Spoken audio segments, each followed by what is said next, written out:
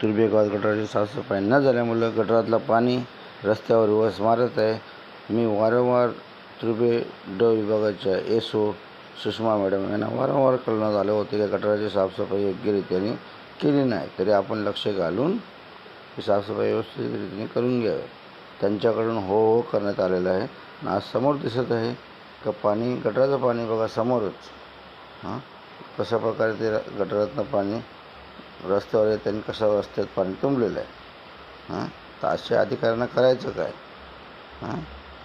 यांना परत आयुर्वेद पाठवण्यात यावं का काय करण्यात यावं? वरिष्ठांनी याचा निर्णय घ्यावा, जेणेकरून गावातली साफसफाई योग्यरीत्याने टायमाला झाली पाहिजे. हे बघा समोर कसं पाणी, म्हणजे कशा प्रकारे पाणी ते गटारातनं बघा बाहेर येते. बघा इथं बघा कशा प्रकारे बाहेर येते ते बघा. आणि सर्व तुंबलेलं पाणी.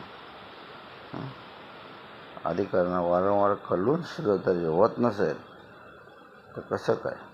अशा ठेकेदारांना आता किती फाईन लावतात ते पाहते मी. नावाला 5,000 रुपये फाईन लावलं जातं दाखवण्यापुरता. बघा कशा प्रकारे ते गटारातलं पाणी बाहेर येत आहे. तर अशा ठेकेदारांना चांगल्या प्रमाणे दंड लावण्यात यावा.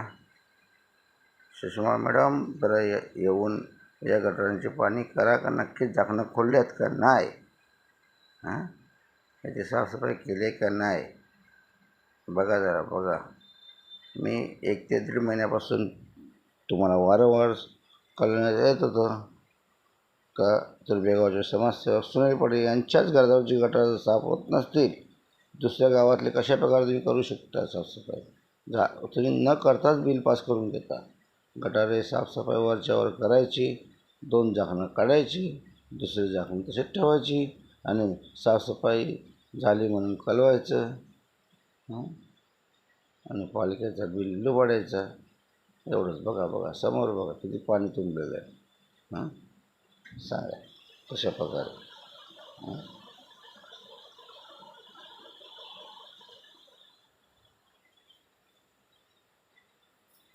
पूर्ण गटारातलं पाणी बाहेर येत आहे.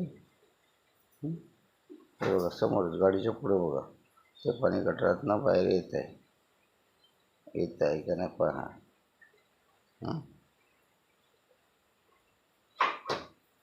मग कशा प्रकारे पाणी तेव्हा रस्त्यात तुंबलेलं आहे पाणी, मग पाणी तुंबलेलं आहे. मग सुषमा मॅडम गटाराची साफसफाई झाली का बघा, आजच्या जेवण पहा.